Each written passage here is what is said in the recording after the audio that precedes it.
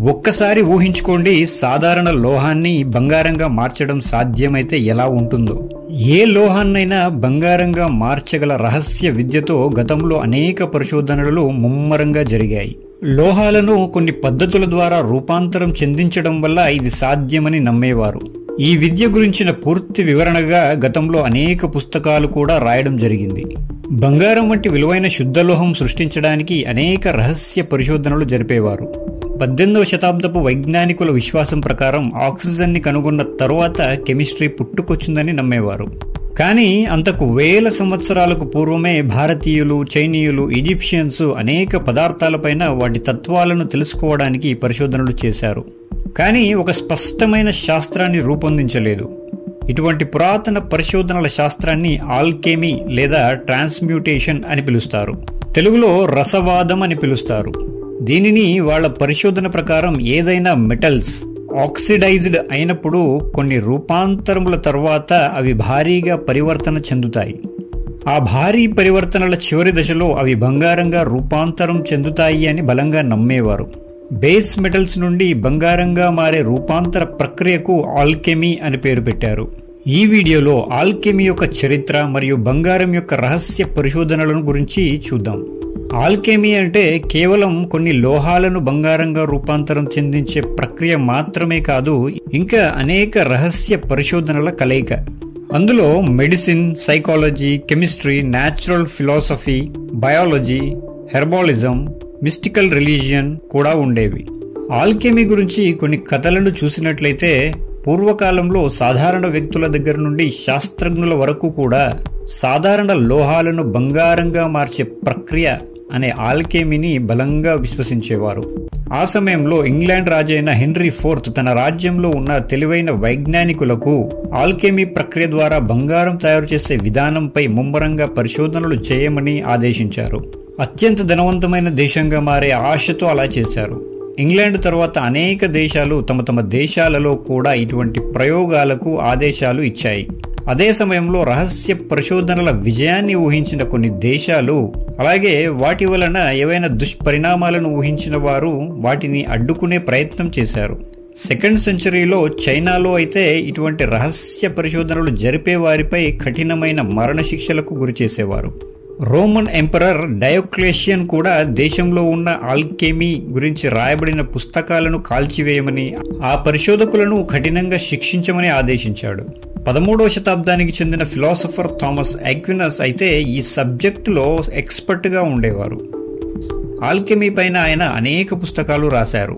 ఆయన స్థానికులు, అప్పటి ప్రజలు ఆయనకు లోహాల నుండి బంగారం తయారు చేసే విద్య ఖచ్చితంగా తెలుసు అని భావించేవారు. అదే సమయంలో Rome Catholic Pope John 22 alchemy పైన అనేక పుస్తకాలు రాశారు. 1334లో ఆయన మరణించినప్పుడు ఆయన కోశాగారంలో అపారమైన బంగారు నిధులను గుర్తించారు.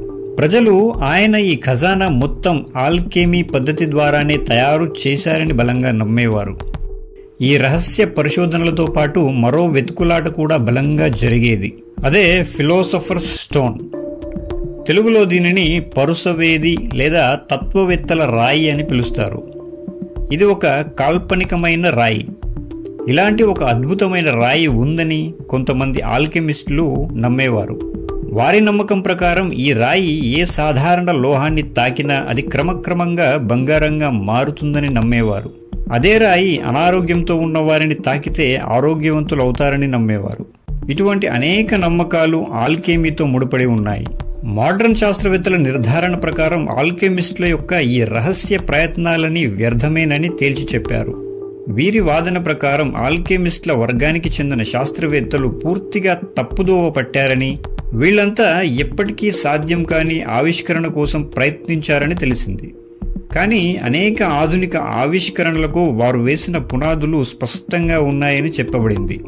ఇప్పుడున్న ఆధునిక ప్రపంచంలో కూడా ఆల్కెమీ పరిశోధనలు జరుగుతున్నాయి. కానీ అవి బంగారం కోసం కాదు. మానవుని సమస్త అనారోగ్యాలకు ఒకే ఒక అద్భుత సంజీవిని కనుక్కునే ప్రయత్నం అది. మరణాన్ని జయించే ప్రయత్నం అది. ఇటువంటి పరిశోధనలు ప్రాచీన భారతీయులు కూడా చేశారు.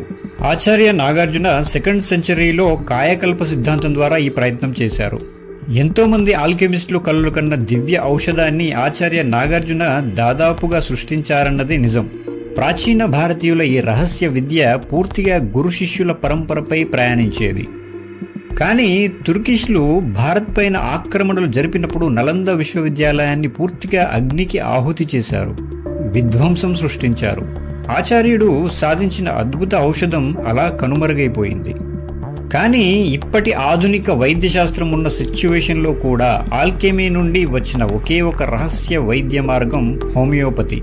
ఈ హోమియోపతి ఆల్కెమిస్టుల యొక్క రహస్య పరిశోధనల సారాంశంలో ఒక భాగమే. హోమియోపతిని ఆల్కెమీ మాదిరిగానే సూడో సైన్స్గా భావిస్తారు. మోడ్రన్ వైద్యశాస్త్రం ఒప్పుకోకపోయినా ఇది నిజం. ఈ వైద్య పద్ధతిని నమ్మి ఆచరిస్తున్న వాళ్ళు చాలామందే ఉన్నారు. ఇవి చరిత్రలో జరిగిన కొన్ని రహస్య కోణాలు. వీడియో ఇన్ఫర్మేటివ్గా అనిపిస్తే లైక్ అండ్ కామెంట్ చేయండి. ఇలాంటి ఆసక్తికరమైన వీడియోస్ కోసం నా ఛానల్ సబ్స్క్రైబ్ చేసుకోండి. బెల్ ఐకాన్ ఆన్లో పెట్టుకోండి. మరో ఇంట్రెస్టింగ్ వీడియోతో మళ్ళీ కలుద్దాం. Thanks for watching.